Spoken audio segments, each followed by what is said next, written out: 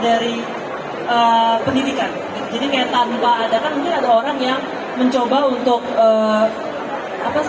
kayak menggunakannya cosplay atau pop culture itu sebagai hobi saja gitu kan. Sedangkan aku mau mencoba sebuah I don't know my luck in here gitu kan. Tapi aku nggak tahu gitu kan. Jadi aku sudah mencoba kerasnya, enaknya dari seluruh kebudayaan pop culture ini. Dan kalau misalkan ditanya apakah itu bisa menjadi salah satu bentuk pengembangan diri atau tempat untuk mengembangkan diri, menurutku bisa. Tapi apa bisa jadi satu-satunya? Menurutku enggak. Karena itu menurutku pilihan tuh banyak. Pilihan nggak harus satu, dan balik lagi cocok-cocokan ya gitu kan. Jadi ada orang yang cocok dengan dunia hiburan, ada juga mungkin orang yang cocok misalnya di pop culture. Oh, gue cuma cocoknya di sini nih, ternyata nggak bisa buat kembangin diri, atau misalnya cocoknya buat berteman, sosialisasi dan segala macam. Mungkin kebetulan aku karena memang meniti karir di dunia ini, di pop culture ini, mungkin tahu keras-kerasnya juga ya. Dan emang kalau dari segi eksak, mungkin yang kayak menjadi dokter, ya arsitek segala macam, punya tantangan tersendiri. Pun dengan meniti karir di pop culture, di cosplay ini, di hobi yang modern ini, seperti itu. Jadi menurutku, apakah bisa menjadi satu-satunya? Balik lagi nggak bisa menurutku. Tapi apakah bisa menjadi pilihan? Sangat bisa, sangat bisa. Karena masing-masing punya tantangan. So apa bedanya? Kasarnya seperti itu. Gitu guys. Kira-kira tantangan terbesarnya apa sih? Kan kalau jadi dokter kan dia harus berani ngelihat orang dibedah gitu kan. Benar. Nah, kalau sebagai cosplayer sendiri, tantangan terbesarnya itu apa sih?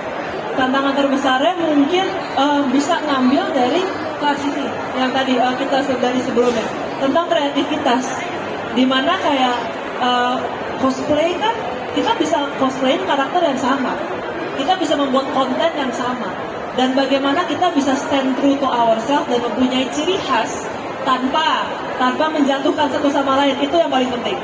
Itu gimana caranya? Dan kayak menurutku kan kekerasan bukanlah sebuah jawaban ya teman-teman, kecuali betul. kesel banget jangan. Terus tuh kayak kekerasan dan kayak senggol bacok kasarnya gitu, itu bukan jawaban yang tepat, apalagi dalam dunia perkontenan.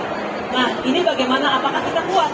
Apakah kita kuat untuk menjalani ini semua, untuk stand true to ourselves dan percaya bahwa diri kita nih punya sebuah kayak keunikan, kita punya sebuah pentolannya, kita masing-masing itu punya. Nah itu, dan bagaimana kita bisa mengembangkan keunikan kita menjadi sesuatu yang lebih, itu menurutku tantangan terbesar itu. Gitu. Ini pesan juga nih buat teman-teman yang baru cosplay gitu ya. Betul. Jadi harus bisa kreatif Ya. dan jangan gampang kemancing emosi gitu ya. Aku sih bilang yang utama banget ya, kayaknya tuh maksudnya banyak orang sekarang yang baru banget tuh, nggak semua ya, kayak cosplay for fame, jujur.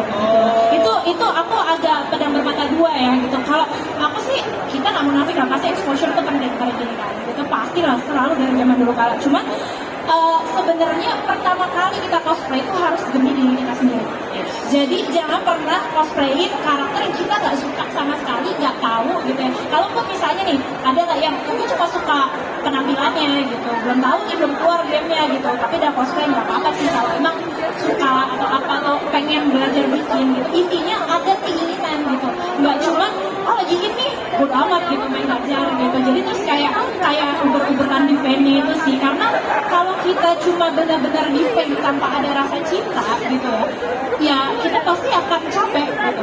Pasti cinta itu akan buat kita bertahan lama. Kalau kita nggak cinta ya kita bakalan capek duluan gitu sih. Makanya bisa konsisten karena sayang gitu. Betul. Aduh ya. Jadi di jalan tengah beban Dalam itu konteksnya. Oke, baik. Ya, ini pertanyaan terakhir nih buat semuanya. Oke. Semoga juga bisa jadi closing statement yang paling ulti lah gitu kalau di Obrajo. Yang paling berdamage lah ya. Nah, gimana sih, ini buat Kak Krisli dulu ya. Bagaimana sih Kak langkah-langkah strategis untuk menumbuhkan ekosistem budaya pop di Indonesia sehingga bisa jadi sumbangan bagi perkembangan budaya untuk dunia khususnya? Untuk budaya pop ya kayaknya mungkin semua stakeholder dari budaya pop